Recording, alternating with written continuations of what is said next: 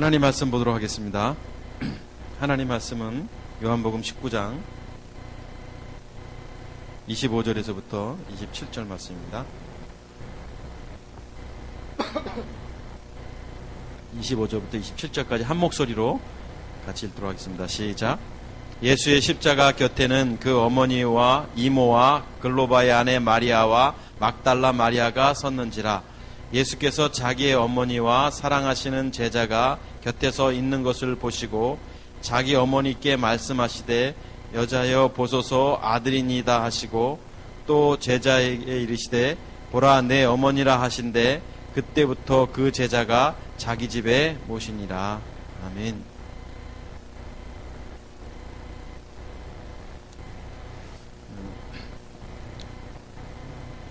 준비된 사람에게 복음의 그 메시지가 들려지게 돼 있는 것입니다. 다시 말하면 영적으로 하나님께서 예비해 준 사람이 아닌 사람들에게는 아무리 하나님의 말씀이 그들에게 떨어졌다 할지라도 그것이 열매 맺지 못한다라는 것입니다. 그래서 성경에서 옥토밭의 비유를 두는 것도 거기에 있는 것입니다. 똑같이 씨가 떨어져도 길가의 돌밭에 가시떨기 나무에 씨가 떨어질 때 열매를 맺지 못하는 것이 무엇을 우리에게 말하냐면 옥토밭이 있다라는 거예요. 준비된 옥토밭이 있다라는 것입니다. 저는 우리 리버스 가족들이 옥토밭 된 것이 너무나도 기쁘고 즐거운이라고 믿습니다. 세상의 많은 사람들 가운데 구별해서 하나님의 자녀가 되게 하셨고 복음의 진리를 통해서 거듭날 수 있도록 은혜 주신 하나님을 생각하면 가슴이 벅차고 또 감격하지 아니할 수 없다라는 것이죠. 그래서 복음의 메시지가 들리면 영적 반응이 오게 돼 있습니다. 어떤 반응이냐면 인간이 어떤 존재구나를 반응하게 돼 있는 것입니다. 다시 말하면 본질 자체가 악하구나를 깨닫게 되는 거죠. 그래서 그 안에서 돌이키는 과정이 필요한 겁니다. 예수님께서 그래서 우리 믿음의 사람들에게 그 말을 했죠. 회개하고 복음을 믿으라. 그래서 돌이키는 그 회개의 단계가 필요하고 그리고 성령을 통해서 정말 죄가 뭐고 하나님이 어떤 분이시고 예수가 누구고 그리스도가 누구인지를 알려주는 것이 이제 성령의 역할입니다. 죄와 의와 심판에 대해서. 그때 이제 내가 이것이 죄구나라는 것을 깨닫게 되고 예수님이 왜 십자가를 지셨고 왜 그리스도로 부활하셨는지가 이제 와 닿는 거예요. 가슴으로. 그때 이제 나도 그와 함께 믿음의 행위를 하는 것입니다. 그래서 우리가 예수님이 부활하셔서 그리스도가 되신 것처럼 우리도 다시 태어나는 것, 그것은 이제 거듭났다 이렇게 표현하죠. 리버스라고 표현합니다. 우리 교회 이름처럼. 그래서 하나님의 자녀가 되죠. 그래서 하나님의 자녀는 아무나 하나님의 자녀라고 말할 수 없습니다. 어떤 과정이 필요하냐면 믿음의 행함이 반드시 동반되어야 됩니다. 예수님이 십자가의 죽음을 통해서 그 부활의 과정이 있었던 것처럼 우리도 반드시 믿음의 행함이 있어야 됩니다. 그래서 우리의 생각과 가치관, 이 지정의를 십자가에 못 박는 믿음의 행위가 없으면 절대 그 사람은 거듭났다고 말할 수 없는 것입니다. 거듭난 것처럼 여겨진다 할지라도 그 사람은 절대 거듭난 사람이 아니라는 것이죠. 마태복음 12장 46절을 한번 보시겠습니다. 46절 보면 마태복음 12장 46절에서 50절까지 말씀을 좀 잠깐만 보면 예수님께서 오늘 이런 말씀을 하시는데 자, 무리에게 말씀하실 때에 어머니와 동생들이 이제 어머니는 누구냐면 마리아죠. 그리고 동생들이 있습니다. 야고보. 또 예수께서 말하려고 밖에 섰더니 한 사람이 예수께 여짜오되 누군가가 여짜오되 보소서 당신의 어머니와 동생들이 당신께 말하려고 밖에 서 있나이다. 그러니까 어떤 사람이 어머니인 마리아와 동생들이 오는 것을 보고 이제 뭔가 말하려고 밖에 있습니다라고 했을 때 예수님의 반응이 참 우리에게 의아한 반응의 모습을 보여주고 있는데요. 말하던 사람에게 이제 얘기하죠. 누가 내 어머니냐? 누가 내 어머니냐? 좀 기억해 두십시오. 마태복음 12장 48절에 마리아를 향해서, 여기 마리아가 있는데 저 친구한테 야, 누가 내 어머니냐? 이렇게 마리아를 지칭해서 육신적인 어머니 마리아에게 누가 내 어머니냐? 내 동생들이 누구냐? 네 눈에 보이는 어머니와 네 눈에 보이는 동생이 누구냐라고 지금 이 말했던 사람에게 오늘 예수님께서 이렇게 대답하셨다라는 거죠. 그리고 49절, 손을 내밀어 제자들을 가리키시되, 자 보십시오. 여기 마리아와 동생들이 있었습니다. 그런데 예수님께서 누가 내 어머니고 누가 내 제자냐라고 손은 저 사람들, 그 마리아와 제자 동생들을 가리키지는 않았습니다. 그래서 누가 그러느냐 그러면서 제자들을 가리켜서 손을 내밀어. 제가 어저께 말씀을 묵상하다가 예수님은 참 이 손을 내밀어 이게 잘 내미셨던 것 같아요. 손을 내밀어서 이제 글을 쓰시기도 하고, 손을 특별한 의미가 없겠지만, 그렇지만 오늘 본문 속에서는 손을 내밀어서 제자들을 가리켜 이렇게 돼 있습니다. 손을 내밀어서 이렇게 누가 내 어머니고 누가 내 형제자매냐, 손을 내밀어서 제자들을 가리키면서 나의 어머니와 나의 동생들을 보라. 말이 안 되죠. 여기 어머니하고 동생들이 있는데 손을 가리키면서 이 말했던 사람에게 누가 내 어머니고 누가 내 동생이냐. 여기서는 이제 나이죠. 49절에 나의 어머니, 나의 동생. 여기 뭐 어머니 같은 사람이 있었겠어요? 제자들인데 여기 이제 제자들을 뭐 12제자인지 뭐 많은 제자인지는 뭐 정확하게 뭐 모르겠습니다만 뭐 어머니라고 표현하고 있고 동생이라고 표현하고 있습니다. 50절 한번 볼까요? 누구든지 하늘에 계신 내 아버지의 뜻대로 하는 자가 내 형제요 자매요 어머니다. 그러니까 제자들을 향해서 아직까지도 거듭나지 아니했고 아직까지도 십자가 도가 무엇이고 죽음과 부활을 알지 못하고 있는 사람들을 향해서 내 어머니고 내 형제다라고 말씀하신 데는 이들이 어떻게 삶을 살아야 될지를 예수님은 미리 아셨다라는 것이죠. 그리고 성령이 임하고 그들 안에 내가 누군지 그리스도가 누군지를 알게 되는 시점을 미리 아셨던 거죠. 그러면서 하늘에 계신 내 아버지의 뜻, 여기 보면 이제 내 아버지의 뜻대로 하는 자가 형제고 자매다. 그러니까 우리가 형제다, 그리스도 안에서 형제고 그리스도 안에서 자매라고 말할 때는 공통된 분모가 있는데 그게 뭐냐면 하나님의 뜻이라는 것입니다. 하나님의 뜻 안에서 형제고 자매지 하나님의 뜻이 아니고는 형제도 아니고 자매도 아닌 것입니다. 어머니도 아닌 것입니다. 그래서 하나님의 뜻이 굉장히 중요한 거예요. 히브리서 10장 7절 한번 보실까요? 히브리서 10장 7절을 보면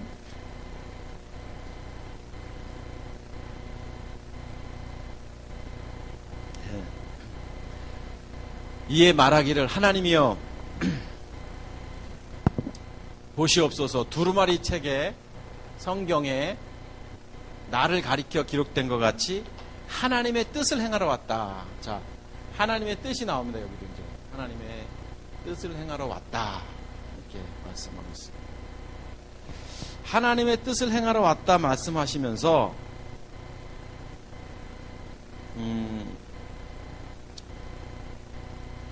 8절, 9절 다 읽는 게 좋겠네요. 10절까지 한번 보시죠. 빨리. 네.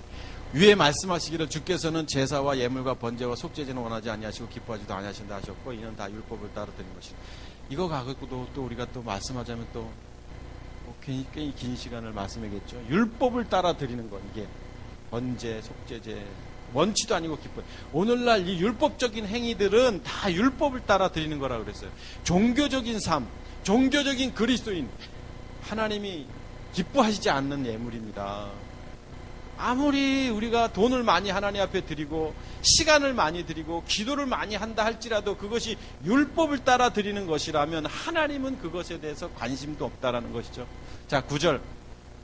그 후에 말씀하시기를 보시옵소서. 내가 하나님의 뜻, 여기도 나오네요.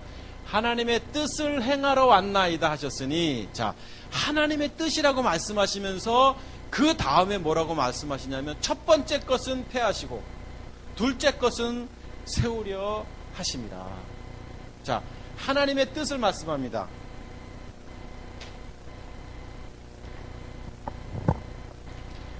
하나님의 뜻을 말씀하시면서 이것을 행하러 왔다.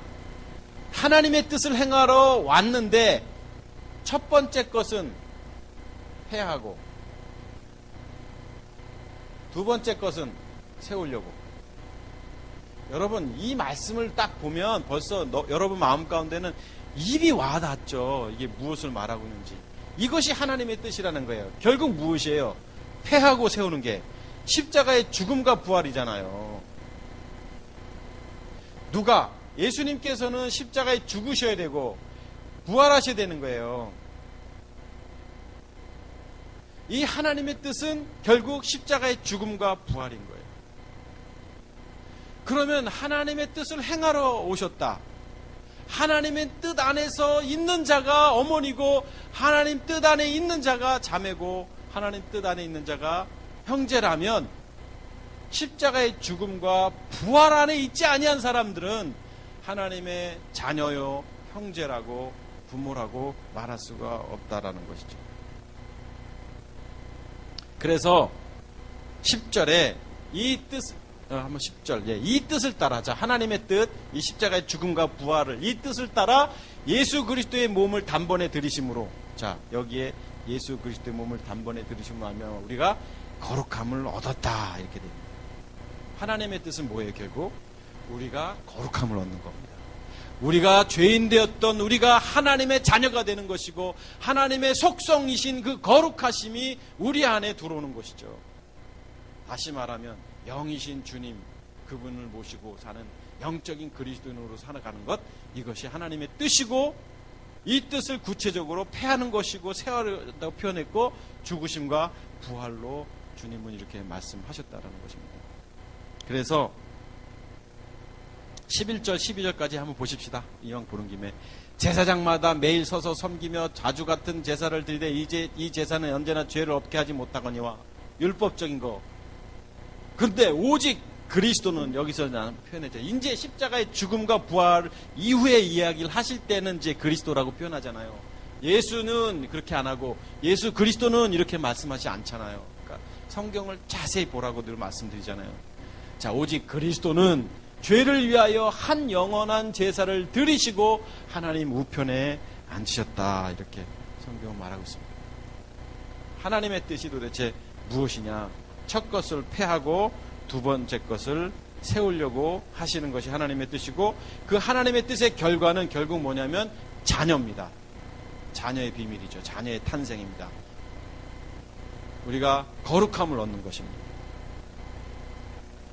그래서 갈라디아서 4장 6절 말씀 한번 볼까요? 갈라디아서 4장 6절을 보면, 너희가 아들임으로,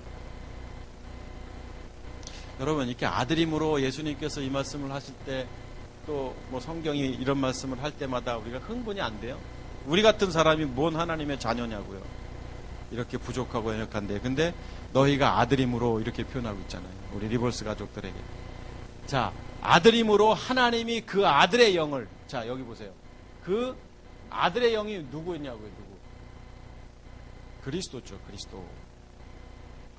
그 그리스도를 우리 마음 가운데 보내사, 마음, 카르디아, 제가 그랬잖아요. 인간의 구조 자체가 왜 태어나부터 본질적으로 죄인이냐? 이 마음을 다스리는 공중권세 잡은 자, 세상 임금이라고 하는 사탄이 다스리고 있기 때문에 이 마음 안에서.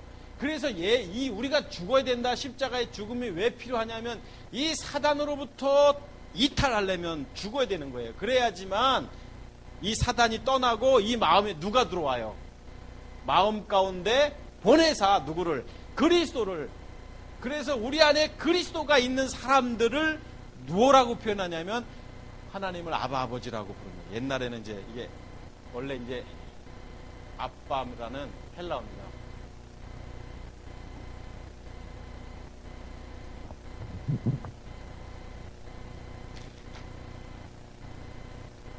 아빠라는 헬라어인데 아바 아버지. 우리가 말하는 아빠, 애들이 아빠 하는 그거예요. 아버지보다 좀 친근감 있는 게 아빠라는 거예요. 그래서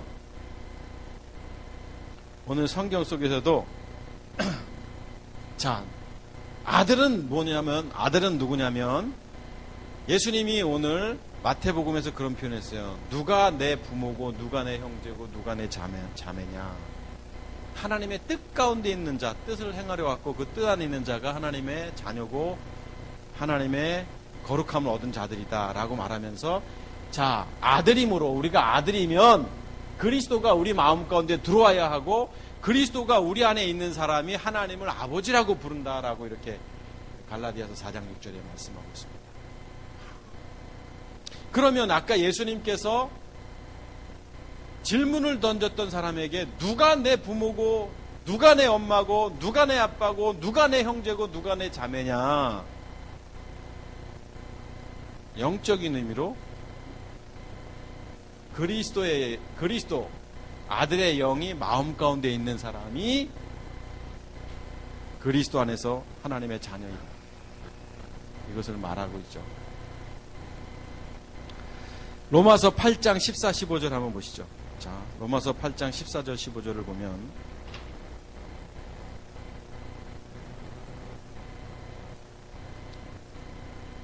무릇 하나님의 영으로 인도함을 받은 사람은, 여기 하나님의 영이 누구예요? 그리스도잖아요. 그리스도. 하나님의 영으로 인도함을 받은 사람은 곧 하나님의 아들이라.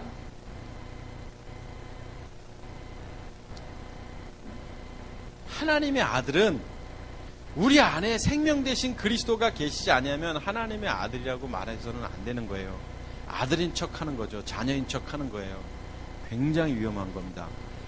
십자가 선상에서 왼편의 강도가, 그 첫 번째 강도가 내가 그리스도가 아니냐라고 말했어요. 이 사람들은 누굴 말하는 거냐고요? 율법적인 신앙생활 하는 사람들을 말하는 것입니다. 지식적으로는 압니다. 그가 그리스도라는 것을. 로마 사람들은, 로마 병정들은 세상 사람들이에요. 하나님을 알지 못하고 예수가 누군지도 모르고 그리스도가 누군지도 못하고. 그런데 그 사람들은 누구예요? 율법적인 그리스도인들은 결국 하나님을 아바 아버지라고 부를 수가 없습니다. 왜요? 하나님의 영, 아들의 영이 우리 가운데 없기 때문에 그런 거예요. 하나님을 아버지라고 부를 수 있는 사람만이, 그런 사람이 누구냐면 우리 안에 그리스도가 계신 사람만이 하나님을 아버지라고 부를 수 있다는 것이죠. 그래서 15절에 너희는 다시 무서워하는 종의 영을 받지 않냐. 무서워하는 종의 영이 뭐예요? 무서워하는 종의 영. 받지 아니하고 양자의 영을 받았으므로 우리가 아바 아버지라. 이 양자의 영은 또 누구냐고요?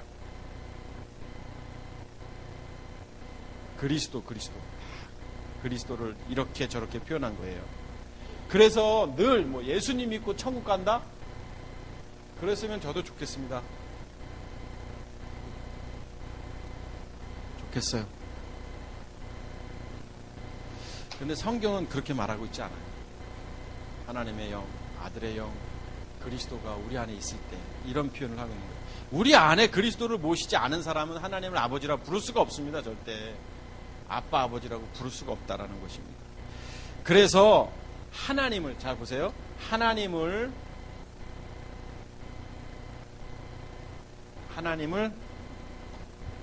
이렇게 표현하는 게 낫지. 하나님을 누군가가 아버지라고 표현해요. 또 어떤 사람도 아버지라고 표현해요. 어떤 사람도 아버지라고 표현합니다. 하나님을 아버지라고 부를 수 있는 사람들을 그리스도 안에서 한 가족이라고 표현한 거예요. 한 가족. 영적인 가족이죠. 영적인 가족. 그래서 예수님께서 누가 내 형제고 누가 내 가족이냐, 하나님을 아버지라고 부를 수 있는 사람들이 내 가족이다라고 말씀하신 거예요. 하나님을 아버지라고 부르는 사람들은 어떤 사람들이에요? 하나님의 뜻을 이루기 위해서 이 땅에 오신 그 그리스도를 모신 사람들. 예를 들면 박장로님이 믿음의 행함을 통해서 거듭났고 제가 믿음을 행함을 통해서 거듭났다면 우리가 형제라는 거예요. 그럼 저 세상 사람들은 형제가 아닌 거예요. 아주 위험한 말 좀 할까요? 조심스러운 말이죠. 위험한 말보다는. 우리의 육신적인 부모도 부모님이지만 영적으로는 부모가 아닌 거예요. 영적으로. 그렇다면 거듭나지 않았다면. 그래서 예수님이 심지어 동생들과 마리아를 보고 누가 내 어머니고 누가 내 동생이냐라고 참 불효자 같은 말씀을 하셨던 이유는 뭐냐면 오늘날 이 시대를 살아가는 우리가 부모님이 영적인 부모님, 육적인 부모님도 있습니다. 당연히. 근데 진짜 우리는 영적인 삶을 사는 사람들이라면 영적인 형제, 영적인 부모, 이 생각, 그런 영적인 부모와 영적인 형제에 대한 이 가치관이 정립이 돼야 된다는 거예요. 형제는요, 피를 나누는 거잖아요. 영적인 부모도, 영적인 가족도 피를 나누는 거예요. 그리스도의 피를. 관심이 없으면 가족이 아니에요. 영적인 가족이기 때문에, 영적인 형제이기 때문에, 영적인 부모이기 때문에 영적인 나눔이 필요한 거예요. 영적인 쉐어링이 필요한 거예요. 돌봄이 있어야 되는 거죠. 함께 나누고. 예수님께서는 이것 때문에 오셨다라고 이렇게 성경은 말씀하고 있습니다. 자, 그런데 다시 본문으로 돌아가 보면 오늘 예수님께서 십자가에서 이제 못 박혀 돌아가시기 전에 하신 이 십자가상에서의 유언 세 번째 말씀이 오늘 이 본문입니다. 자, 기억을 하십시오. 자, 예수님께서 십자가에서 이제 못 박혀 돌아가실 때 한쪽에도 행악자가 있었고 또 한쪽에도 행악자가 있었는데 첫 번째로 예수님께서 첫 번째 메시지를 그렇게 말씀하셨어요. 저들을 다 용서해 주십시오라고 말씀하셨고, 두 번째는 우편 강도한테 내가 나건에 나와 함께 있을 것이다 라고 말씀하셨고, 오늘 이제 세 번째 말씀이에요. 여기 어머니께 말씀하시되 여자여 보소서 아들이니다 이렇게 얘기했습니다. 여자여 보소서 아들이니다. 자, 예수님이 마리아에게 아들이다 라는 말씀을 하셨어요.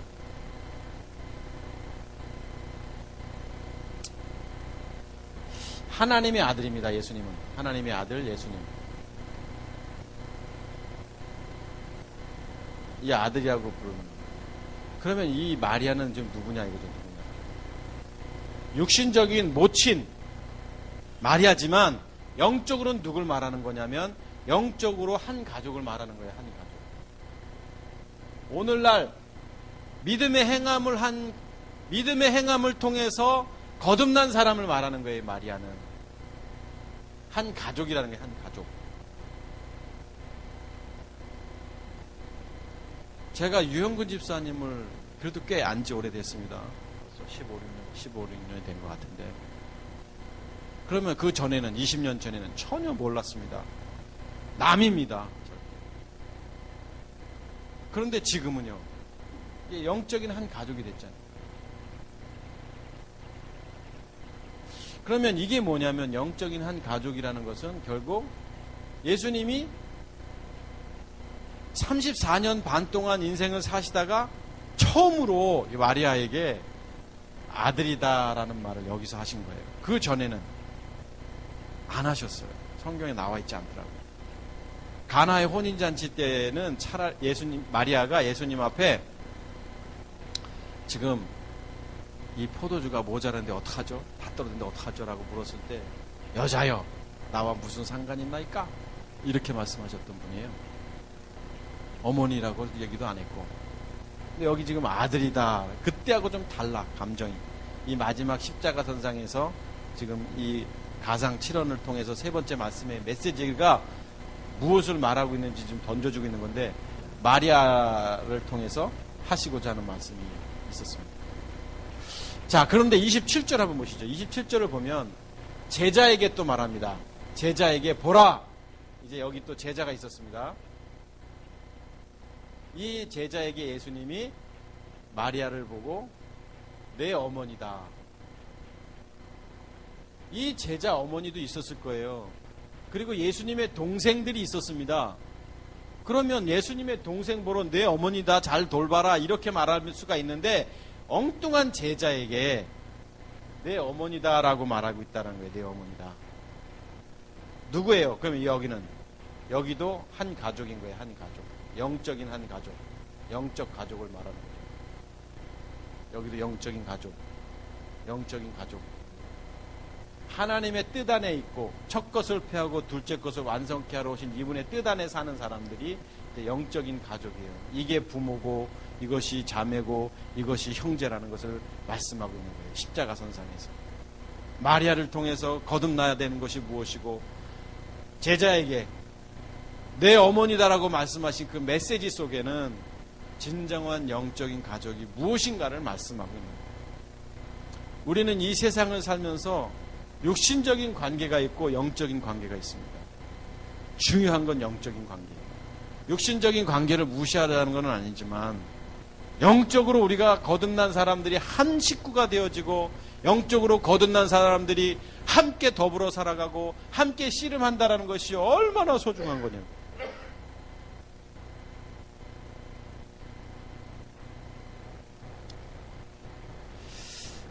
이것을 말씀하신 거예요. 예수님께서 십자가 선상에서. 그런데 오늘 저는 이 말씀을 묵상하다가 조금 더 도전을 받은 게 있습니다. 뭐냐면, 오늘 영적인 한 가족인 이 마리아라는, 마리아와 예수님에 대해서 우리가 좀 잠깐 좀 보고 싶습니다. 마리아는 누구냐면, 오늘날 믿음의 행함을 통한 그리스도인을 상징한다고 생각하십시다. 또 그게 맞고요. 그럼 여기 마리아가 있습니다. 마리아. 모친입니다. 육적인 모친. 예수님이 있어요. 원래가 이제 그리스도죠. 영이신 분, 그리스도 예수님. 마리아는 마리아의 인생을 보자는 거예요. 마리아는 처녀 때 천사로부터 음성을 듣습니다. 너 잉태할 것이다. 또 이제 예수님이 이제 잉태할 것이다라고 이렇게 마리아에게 말씀하셨죠, 천사가. 여러분, 처녀가 잉태한다라는 것은 말도 안 되는 거예요. 왜?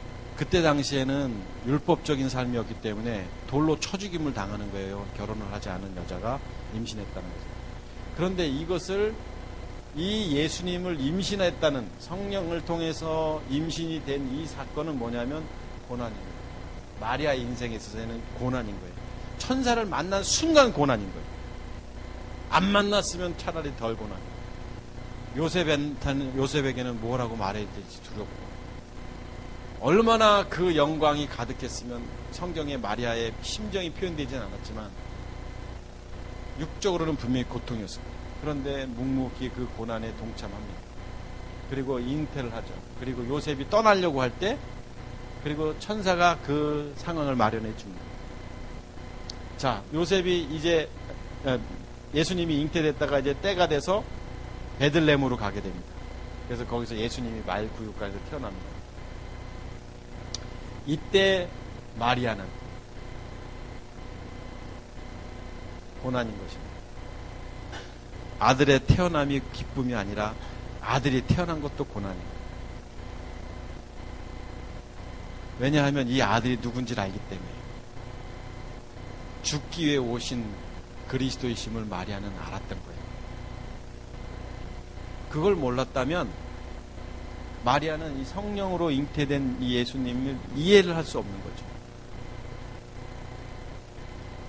뱃속에 있을 때는 이미 세상 환경으로부터의 고난이요, 태어나는 순간 아들의 죽음을 봐야 하니까 고난이고, 태어날 때부터 죽기 위해 오신 그리스도, 아기가 태어나면 기쁘고 즐거워야 하는데 가슴이 메어오는 거예요. 인류의 죄를 위해 십자가를 지셔야 하는 주님이신 그분이 지금 이 땅에 태어났다는 사실이 기쁘고 즐거운 게 아니라 고통스러운 거예요. 어린 시절을 지내는 예수님을 보면서도 마리아는 웃음 한번 제대로 웃지 못하고 힘들어하고, 언제 저분이 십자가를 지실까? 인생의 고난.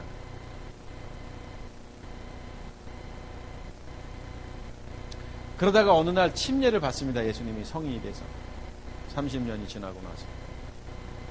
그리고 나서 공생의 기간이 지나고 십자가를 그 시점이 옵니다.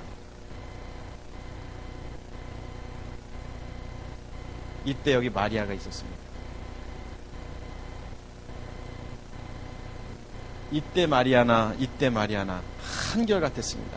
뭐가 한결같았냐면 이분이 그리스도이심을 알았고, 이분은 죽기 위해 오심을 알았고, 찢어질 것 같은, 비록 주님이지만 자기 몸을 빌어서 태어나신 영이신 주님, 그분의 죽으심이 이미 34년 전에 천사를 통해서 예견된 일이지만 가슴이 찢어질 것 같은 고통과 슬픔이 이 여인에게 있었습니다.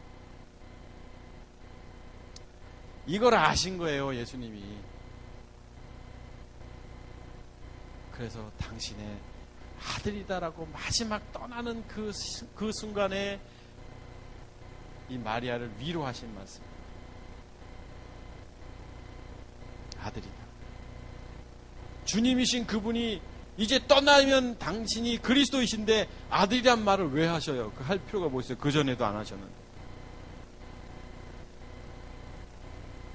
근데 예수님이 아들이다라고 표현했을 때 이 마리아의 심정,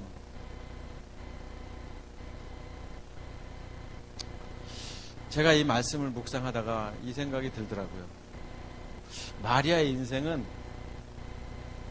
하나님 앞에 선택된 순간부터 이때까지, 아마 죽을 때까지, 뭐 주님을 이때 이후부터는 좀 달랐지만 이 인생은 슬픈 인생이고 고난의 인생이고 고통의 인생이었을 것이다. 여러분, 그리스도인은 회개하고 복음을 믿은 사람들이 그리스도인인데, 회개하고 복음을 믿는 그 순간부터 우리는 고난과 함께 사는 사람들이라는 겁니다. 이 땅이 세상 임금이 다스리고 있기 때문에 이 세상 임금의 다스림 속에 있는, 임금이라고 표현하고 있어요. 임금은 자기가 하고 싶은 대로 하는 거예요. 이 세상에서 자기 휘하에 안 맞게 살려고 애를 쓰고 씨름하고 있는 여기 그리스도인들이 있는데, 믿음의 행함을 통한 그리스도인들이 있는데, 이 사람들은 이게 가만 놔두질 않는 거예요. 그래서 그리스도인들은 마리아와 같은 이 주님을 만난 순간부터 주님 앞에 가는 날까지 지극히 정상적인 거예요. 고통과 고난.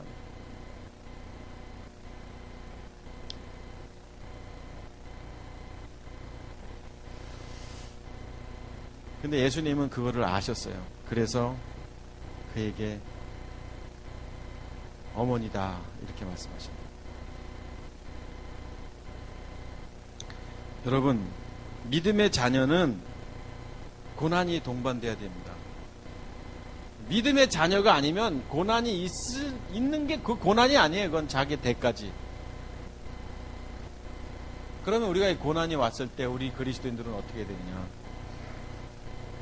아시잖아요, 이분이. 아들이다. 우리를 독수리의 눈동자처럼 보고 계시는 주님이 우리를 아시는.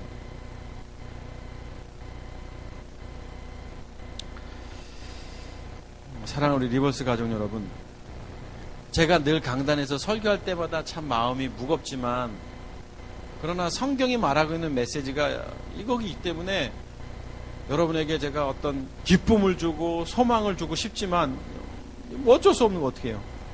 고난이 우리 인생에 있을 고난은 지극히 정상적인 겁니다. 단 수고하고 무거운 짐진 자들아 다 내게로 오라고 말씀했던 것처럼 영적인 우리의 기쁨이 오늘을 살아갈 수 있는 근거가 되는 거죠.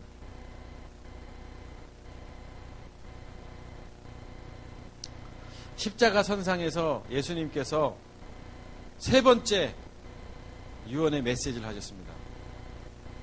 내 어머니다. 아들이니다. 내 어머니다. 영적인 가족 얘기를 한 겁니다. 영적인 가족은 인생을, 우리가 주어진 인생을 사는 데 있어서 고난이 있고 고통이 있는 것이 우리 믿음의 삶의 당연한 모습이라는 것입니다. 그래서 진정한 그리스도인이라면 이것을 깊이 깨닫고 또 오늘을 살아가는 우리들에게 있어서 우리가 이 안에서 우리가 그리스도 안에서 승리하는 그런 삶을 살아가야 하는 것이 성경이 던져주는 메시지라는 것이죠. 오늘 아이들하고도 역시 예배를 드리면서 이걸 도대체 어떻게 설명을 해야 될까?